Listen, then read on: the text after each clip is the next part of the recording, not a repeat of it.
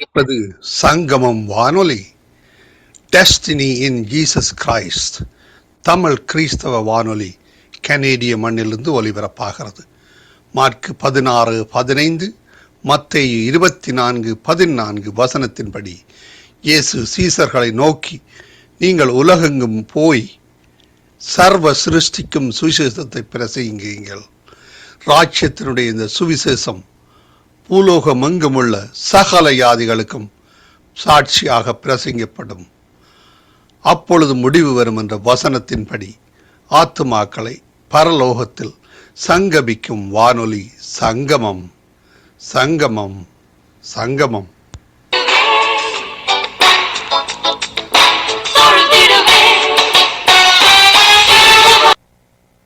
எண்ணாகமம் 20ஆம் அதிகாரம். இஸ்ரவேல் புத்திரரின் சபையார் எல்லாரும் 1ஆம் மாதத்தில் சீன் வனாந்தரத்திலே சேர்ந்து ஜனங்கள் காதேசிலே தங்கி இருக்கையில் மிரியாம் மரணமடைந்து அங்கே அடக்கம் பண்ணப்பட்டாள். ஜனங்களுக்கு தண்ணீர் இல்லாதிருந்தது. அப்பொழுது அவர்கள் மோசேக்கும் ஆரோனுக்கும் விரோதமாக கூட்டம் கூடினார்கள். ஜனங்கள் மோசேயோடே வாக்குவாதம் பண்ணி, எங்கள் சகோதரர் கர்த்தருடைய சந்நிதியில் மாண்டபோது நாங்களும் மாண்டு போயிருந்தால் நலமாயிருக்கும். நாங்களும் எங்கள் மிருகங்களும் இங்கே சாகும்படி நீங்கள் கர்த்தரின் சபையை இந்த வனாந்தரத்திலே கொண்டு வந்தது என்ன? விதைப்பும் அத்திமரமும் திராட்சை செடியும் மாதளஞ்செடியும் குடிக்க தண்ணீரும் இல்லாத இந்த கெட்ட இடத்தில் எங்களை கொண்டு வரும்படி நீங்கள் எங்களை எகிப்திலிருந்து புறப்பட பண்ணினது என்ன என்றார்கள். அப்பொழுது மோசேயும் ஆரோனும் சபையாரை விட்டு ஆசரிப்பு கூடார வாசலில் போய் முகங்குப்புற விழுந்தார்கள். கர்த்தருடைய மகிமை அவர்களுக்கு காணப்பட்டது. கர்த்தர் மோசேயை நோக்கி, நீ கோலை எடுத்துக்கொண்டு நீயும் உன் சகோதரனாகிய ஆரோனும் சபையாரை கூடி வர செய்து அவர்கள் கண்களுக்கு முன்னே கன்மலையை பார்த்து பேசுங்கள். அப்பொழுது அது தன்னிடத்தில் உள்ள தண்ணீரை கொடுக்கும். இப்படி நீ அவர்களுக்கு கன்மலையிலிருந்து தண்ணீர் புறப்பட பண்ணி சபையாருக்கும் அவர்கள் மிருகங்களுக்கும் குடிக்க கொடுப்பாய் என்றார். அப்பொழுது மோசே தனக்கு கர்த்தர் கட்டளையிட்டபடியே கர்த்தருடைய சந்நிதியில் இருந்த கோலை எடுத்தான். மோசேயும் ஆரோனும் சபையாரை கன்மலைக்கு முன்பாக கூடி வர செய்தார்கள். அப்பொழுது மோசே அவர்களை நோக்கி, கலகக்காரரே கேளுங்கள், உங்களுக்கு இந்த கன்மலையில் இருந்து நாங்கள் தண்ணீர் புறப்பட பண்ணுவோமோ என்று சொல்லி தன் கையை ஓங்கி கன்மலையை தன் கோலினால் 2 தரம் அடித்தான். உடனே தண்ணீர் ஏராளமாய் புறப்பட்டது. சபையார் குடித்தார்கள், அவர்கள் மிருகங்களும் குடித்தது. பின்பு கர்த்தர் மோசேயையும் ஆரோனையும் நோக்கி, இஸ்ரவேல் புத்திரரின் கண்களுக்கு முன்பாக என்னை பரிசுத்தம் பண்ணும்படி நீங்கள் என்னை விசுவாசியாமற் போனபடியினால் இந்த சபையாருக்கு நான் கொடுத்த தேசத்துக்குள் நீங்கள் அவர்களை கொண்டு போவதில்லை என்றார்.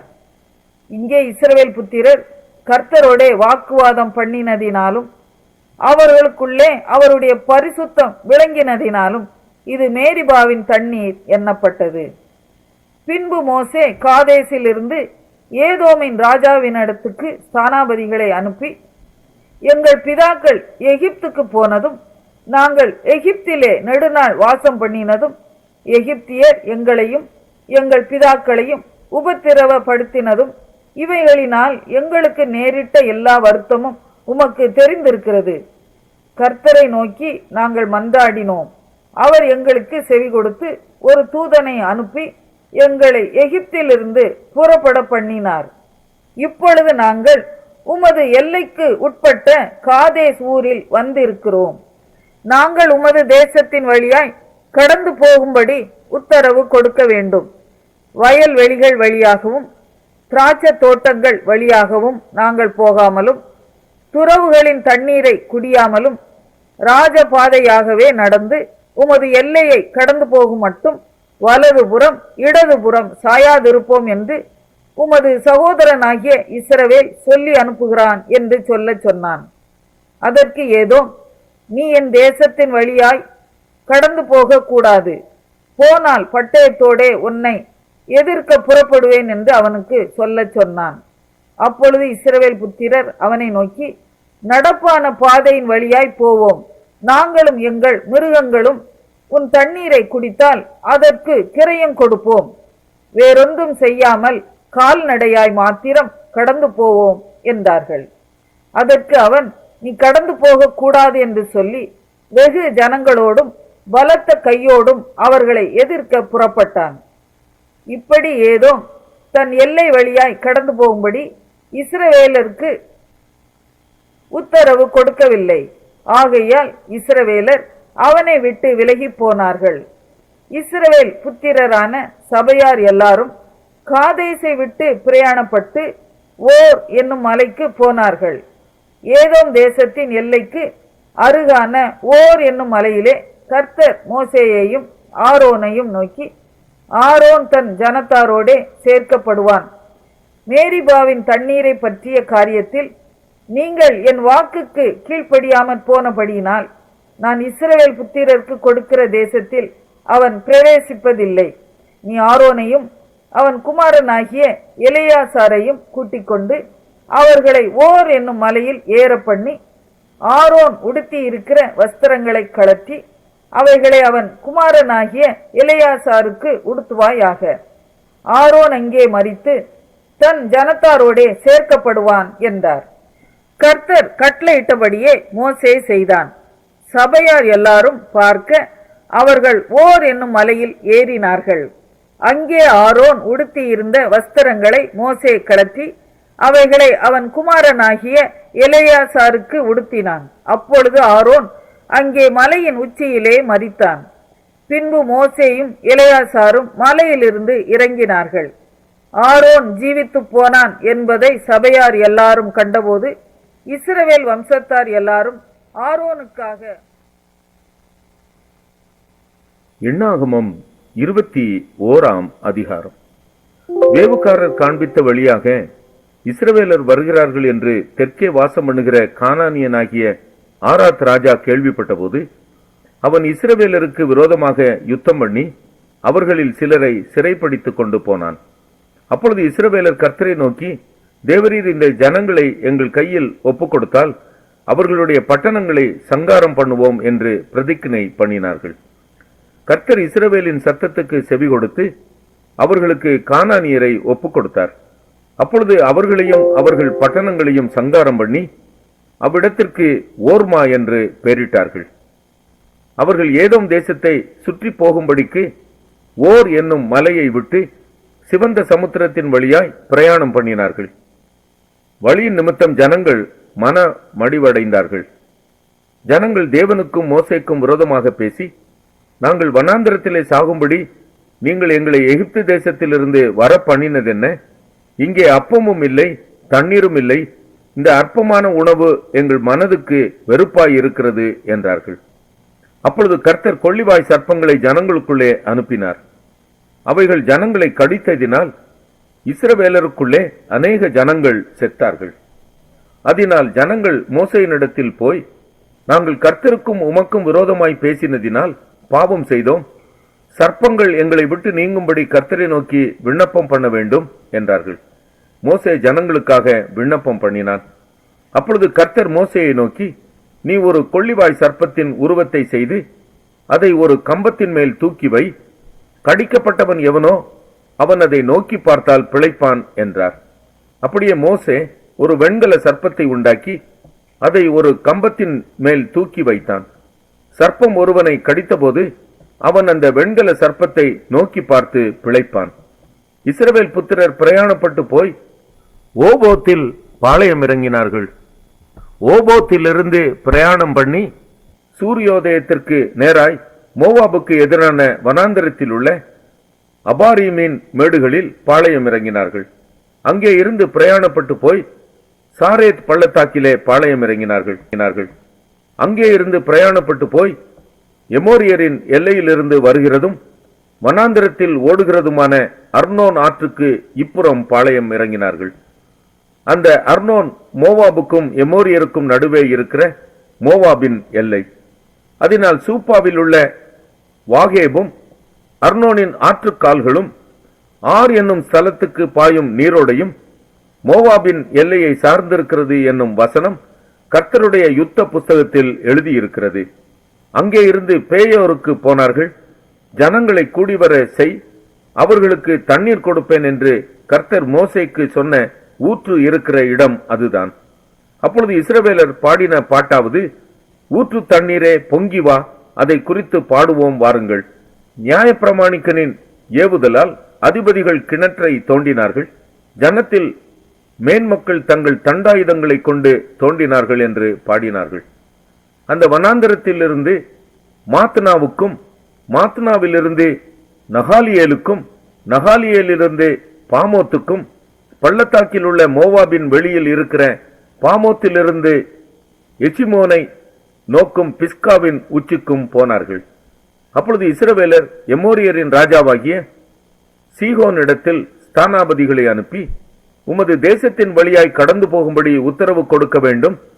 நாங்கள் வயல்களிலும் திராட்சை தோட்டங்களிலும் போகாமலும் துறவுகளின் தண்ணீரை குடியாமலும் உமது எல்லையை கடந்து போக மட்டும் ராஜ பாதையில் நடந்து போவோம் என்று சொல்லச் சொன்னார்கள்.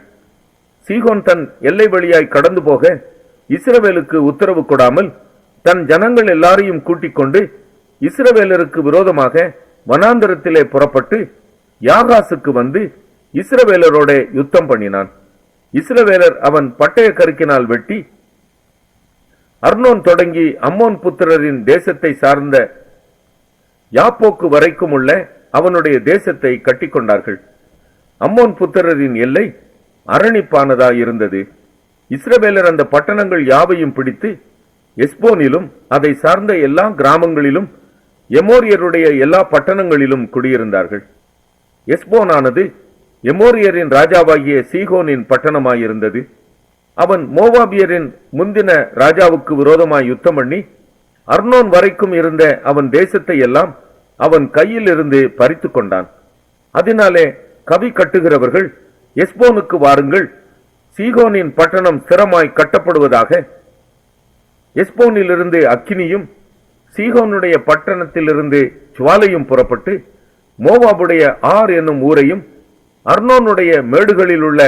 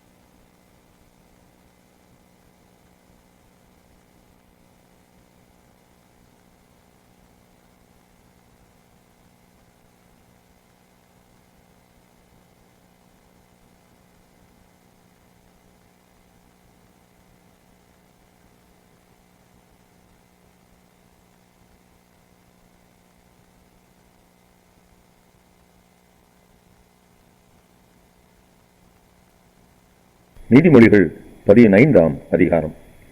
மெதுவான பிரதியுத்தரம் உக்கிரத்தை மாற்றும், கடும் சொற்களோ கோபத்தை எழுப்பும். ஞானிகளின் நாவு அறிவை உபயோகப்படுத்தும், மூடரின் வாயோ புத்தியினத்தை கக்கும். கர்த்தரின் கண்கள் எவ்விடத்திலும் இருந்து நல்லோரையும் தீயோரையும் நோக்கி பார்க்கிறது. ஆரோக்கியமுள்ள நாவு ஜீவ விருட்சம், நாவின் மாறுபாடோ ஆவியை நொறுக்கும். மூடன் தன் தகப்பன் புத்தியை அலட்சியம் பண்ணுகிறான், கடிந்து கொள்ளுதலை கவனித்து நடக்கிறவனோ விவேகி. நீதிமானுடைய வீட்டில் அதிக பொக்கிஷம் உண்டு, துன்மார்க்கனுடைய வருமானத்திலோ துன்பம் உண்டு. ஞானிகளின் உதடுகள் அறிவை இறைக்கும், மூடரின் இருதயமோ அப்படியல்ல. துன்மார்க்கருடைய பலி கர்த்தருக்கு அருவருப்பானது, செமையானவர்களின் ஜெபமோ அவருக்கு பிரியம். துன்மார்க்கனுடைய வழி கர்த்தருக்கு அருவருப்பானது, நீதியை பின்பற்றுகிறவனையோ அவர் நேசிக்கிறார். வழியை விட்டு விலகிறவனுக்கு புத்திமதி விசனமாயிருக்கும், கடிந்து கொள்ளுதலை வெறுக்கிறவன் சாவான். பாதாளமும் அழிவும் கர்த்தரின் பார்வைக்கு பிரத்யட்சமாய் இருக்க, மனு புத்திரருடைய இருதயம் அதிக பிரத்யட்சமாய் இருக்கும் அல்லவோ. பரியாசக்காரன் தன்னை கடிந்து கொள்கிறவனை நேசியான், ஞானவான்களிடத்தில் போகவும் மாட்டான். மனமகிழ்ச்சி முகமலர்ச்சியை தரும், மனோ துக்கத்தினாலே ஆவி முறிந்து போம். புத்திமானுடைய மனம் அறிவை தேடும், மூடரின் வாயோ மதியினத்தை மேயும். சிறுமைப்பட்டவனுடைய நாட்களெல்லாம் தீங்குள்ளவைகள், மன ரம்மியமே நித்திய விருந்து. சஞ்சலத்தோடு கூடிய அதிக பொருளிலும் கர்த்தரை பற்றும் பயத்தோடு கூடிய கொஞ்ச பொருளே உத்தமம். பகையோடு இருக்கும் கொளுத்த எருதின் கரியை பார்க்கிலும் சிநேகத்தோடு இருக்கும் இலை கரியே நல்லது. கோபக்காரன் சண்டையை எழுப்புகிறான், நீடிய சாந்தமுள்ளவனோ சண்டையை அமர்த்துகிறான். சோம்பேறியின் வழி முள் வேலிக்கு சமானம், நீதிமானுடைய வழியோ ராஜபாதை. ஞானமுள்ள மகன் தகப்பனை சந்தோஷப்படுத்துகிறான், மதியற்ற மனுஷனோ தன் தாயை அலட்சியம் பண்ணுகிறான். மூடத்தனம் புத்தியினனுக்கு சந்தோஷம், புத்திமானோ தன் நடக்கையை செம்மைப்படுத்துகிறான். ஆலோசனை இல்லாமையால் எண்ணங்கள் சித்தியாமற் போகும். ஆலோசனைக்காரர் அநேகர் இருந்தால் அவைகள் உறுதிப்படும். மனுஷனுக்கு தன் வாய்மொழியினால் மகிழ்ச்சி உண்டாகும். ஏற்ற காலத்தில் சொன்ன வார்த்தை எவ்வளவு நல்லது. கீழான பாதாளத்தை விட்டு விலகும்படி விவேகிக்கு ஜீவ வழியானது உன்னதத்தை நோக்கும் வழியாம். அகங்காரியின் வீட்டை கர்த்தர் பிடுங்கி போடுவார், விதவையின் எல்லையையோ நிலைப்படுத்துவார். துன்மார்க்கருடைய நினைவுகள் கர்த்தருக்கு அருவருப்பானவைகள், சுத்தவான்களுடைய வார்த்தைகளோ இன்பமானவைகள். பொருளாசைக்காரன் தன் வீட்டை கலைக்கிறான், பரிதானங்களை வெறுக்கிறவனோ பிழைப்பான். நீதிமானுடைய மனம் பிரதியுத்தரம் சொல்ல யோசிக்கும், துன்மார்க்கனுடைய வாயோ தீமைகளை கொப்பளிக்கும். துன்மார்க்கருக்கு கர்த்தர் தூரமாய் இருக்கிறார், நீதிமான்களின் ஜெபத்தையோ கேட்கிறார். கண்களின் ஒளி இருதயத்தை பூரிப்பாக்கும், நற்செய்தி எலும்புகளை புஷ்டியாக்கும். ஜீவனுக்கு ஏதுவான கடிந்து கொள்ளுதலை ஏற்றுக்கொள்ளும் காது ஞானிகளிடத்தே தங்கும். புத்திமதியை தள்ளிவிடுகிறவன் தன் ஆத்துமாவை வெறுக்கிறான், கடிந்து கொள்ளுதலை கேட்கிறவனோ ஞானமடைவான். கர்த்தருக்கு பயப்படுதல் ஞானத்தை போதிக்கும், மேன்மைக்கு முன்னான. அப்போஸ்தலனாகிய பவுல் எபேசியருக்கு எழுதின நிருபம் 1 அதிகாரம். தேவனுடைய சித்தத்தினாலே இயேசு கிறிஸ்துவனுடைய அப்போஸ்தலனாகிய பவுல் எபேசுவிலே கிறிஸ்து இயேசுவுக்குள் விசுவாசிகளாய் இருக்கிற பரிசுத்தவான்களுக்கு எழுதுகிறதாவது, நம்முடைய பிதாவாகிய தேவனாலும் கர்த்தராகிய இயேசு கிறிஸ்துவினாலும் உங்களுக்கு கிருபையும் சமாதானமும் உண்டாவதாக. நம்முடைய கர்த்தராகிய இயேசு கிறிஸ்துவின் பிதாவாகிய தேவனுக்கு ஸ்தோத்திரம். அவர் கிறிஸ்துவுக்குள் உன்னதங்களிலே ஆவிக்குரிய சகல ஆசீர்வாதத்தினாலும் நம்மை ஆசீர்வதித்திருக்கிறார். தமக்கு முன்பாக நாம் அன்பில் பரிசுத்தமுள்ளவர்களும் குற்றமில்லாதவர்களுமாய் இருப்பதற்கு அவர் உலக தோற்றத்திற்கு முன்னே கிறிஸ்துவுக்குள் நம்மை தெரிந்து கொண்டபடியே பிரியமானவருக்குள் தாம் நமக்கு தந்தருளின தம்முடைய கிருபையின் மகிமைக்கு புகழ்ச்சியாக தம்முடைய தயவுள்ள சித்தத்தின்படியே நம்மை இயேசு கிறிஸ்துவின் மூலமாய் தமக்கு சுவீகார புத்திரராகும்படி முன் குறித்திருக்கிறார். அவருடைய கிருபையின் ஐஸ்வர்யத்தின்படியே இவருடைய இரத்தத்தினாலே பாவ மன்னிப்பாகிய மீட்பு இவருக்குள் நமக்கு உண்டாயிருக்கிறது. அந்த கிருபையை அவர் சகல ஞானத்தோடும் புத்தியோடும் எங்களிடத்தில் பெருக பண்ணினார். காலங்கள் நிறைவேறும் போது விளங்கும் நியமத்தின்படி பரலோகத்தில் இருக்கிறவைகளும் பூலோகத்தில் இருக்கிறவைகளுமாகிய சகலமும் கிறிஸ்துவுக்குள்ளே கூட்டப்பட வேண்டும் என்று தமக்குள்ளே தீர்மானித்திருந்த தம்முடைய தயவுள்ள சித்தத்தின் ரகசியத்தை எங்களுக்கு அறிவித்தார். மேலும் கிறிஸ்துவின் மேல் முன்னே நம்பிக்கையாயிருந்த நாங்கள் அவருடைய மகிமைக்கு புகழ்ச்சியாய் இருக்கும்படிக்கு தமது சித்தத்தின் ஆலோசனைக்கு தக்கதாக எல்லாவற்றையும் நடப்பிக்கிற அவருடைய தீர்மானத்தின்படியே நாங்கள் முன் குறிக்கப்பட்டு கிறிஸ்துவுக்குள் அவருடைய சுதந்திரமாகும்படி தெரிந்து கொள்ளப்பட்டோம். நீங்களும் உங்கள் ரட்சிப்பின் சுவிசேஷமாகிய சத்திய வசனத்தை கேட்டு விசுவாசிகளான போது வாக்குத்தத்தம் பண்ணப்பட்ட பரிசுத்த ஆவியால் அவருக்குள் முத்திரை போடப்பட்டீர்கள். அவருக்கு சொந்தமானவர்கள் அவருடைய மகிமைக்கு புகழ்ச்சியாக மீட்கப்படுவார்கள் என்பதற்கு ஆவியானவர் நம்முடைய சுதந்திரத்தின் அச்சாரமாயிருக்கிறார். ஆனபடியினாலே கர்த்தராகிய இயேசுவின் மேலுள்ள உங்கள் விசுவாசத்தையும் பரிசுத்தவான்கள் எல்லார் மேலும் உள்ள உங்கள் அன்பையும் குறித்து நான் கேள்விப்பட்டு இடைவிடாமல் உங்களுக்காக ஸ்தோத்திரம் பண்ணி என் ஜெபங்களில் உங்களை நினைத்து நம்முடைய கர்த்தராகிய இயேசு கிறிஸ்துவின் தேவனும் மகிமையின் பிதாவுமானவர் தம்மை நீங்கள் அறிந்து கொள்வதற்கான ஞானத்தையும் தெளிவையும் அளிக்கிற ஆவியை உங்களுக்கு தந்தருள வேண்டும் என்றும் தாம் நம்மை அழைத்ததினாலே நமக்கு உண்டாயிருக்கிற நம்பிக்கை இன்னதென்றும் பரிசுத்தவான்களிடத்தில் தமக்கு உண்டாயிருக்கிற சுதந்திரத்தினுடைய மகிமையின் ஐஸ்வர்யம் இன்னதென்றும், தாம் கிறிஸ்துவை மரித்தோரிலிருந்து எழுப்பி அவரிடத்தில் நடப்பித்த தமது பலத்த சத்துவத்தின் வல்லமைப்படியே விசுவாசிக்கிறவர்களாகிய நம்மிடத்தில் காண்பிக்கும் தம்முடைய வல்லமையின் மகா மேன்மையான மகத்துவம் இன்னதென்றும் நீங்கள் அறியும்படிக்கு அவர் உங்களுக்கு பிரகாசமுள்ள மனக்கண்களை கொடுக்க வேண்டும் என்றும் வேண்டிக் கொள்ளுகிறேன். எல்லா துரைத்தனத்துக்கும் அதிகாரத்துக்கும் வல்லமைக்கும் கர்த்தத்துவத்துக்கும் இம்மையில் மாத்திரமல்ல மறுமையிலும் பெயர் பெற்றிருக்கும் எல்லா நாமத்துக்கும் மேலாய் அவர் உயர்ந்திருக்கத்தக்கதாக அவரை உன்னதங்களில் தம்முடைய வலது பார்சத்தில் உட்காரும்படி செய்து எல்லாவற்றையும் அவருடைய பாதங்களுக்கு கீழ்ப்படுத்தி எல்லாவற்றையும் எல்லாவற்றாலும் நிரப்புகிறவருடைய நிறைவாகிய சரீரமான சபைக்கு அவரை எல்லாவற்றிற்கும் மேலான. எபேசியர் 2ஆம் அதிகாரம். அக்கிரமங்களினாலும் பாவங்களினாலும் மரித்தவர்களாயிருந்த உங்களை உயிர்ப்பித்தார்.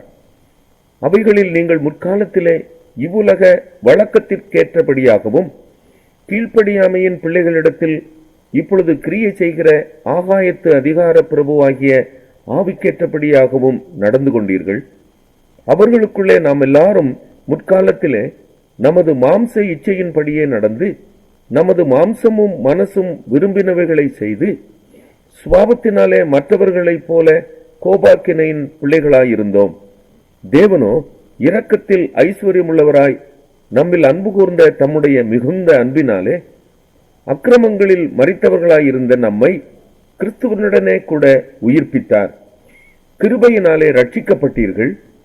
கிறிஸ்து இயேசுவுக்குள் அவர் நம்மிடத்தில் வைத்த தயவினாலே தம்முடைய கிருபையின் மகா மேன்மையான ஐஸ்வர்யத்தை வருங்காலங்களில் விளங்கச் செய்வதற்காக கிறிஸ்து இயேசுவுக்குள் நம்மை அவரோட கூட எழுப்பி உன்னதங்களிலே அவரோட கூட உட்காரவும் செய்தார்.